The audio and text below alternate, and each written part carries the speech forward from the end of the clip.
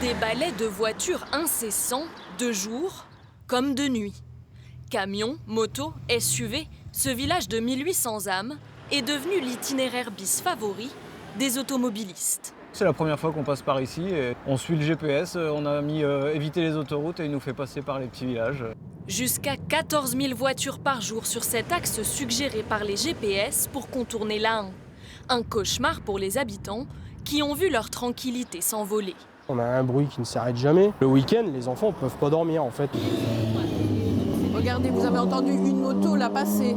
Alors imaginez-vous quand il y en a par groupe de 10. Ça tremble dans la maison. Ça fait trembler les verres. Ça fait, les vibrations des motos, c'est la folie. Impossible de créer un contournement en raison des lois de protection de l'environnement.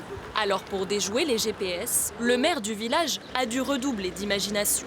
On a installé des stops à chaque intersection. Les stops se trouvent à quelques centaines de mètres les uns des autres, ce qui fait que ça envoie un signal au niveau des GPS pour dire qu'il y a des véhicules à l'arrêt ou à faible vitesse et donc qui n'invite plus le trafic routier de l'autoroute A1 à se reporter sur la RD 925. Multiplication des stops, zones de ralentissement et d'Audane ont permis une réduction de près de 15% du trafic.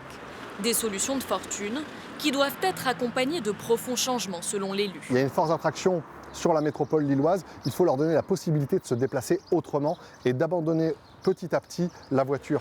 Des subventions ont été débloquées par le département pour désengorger ce nouvel itinéraire. Des travaux à hauteur d'1 900 000 € débuteront en septembre.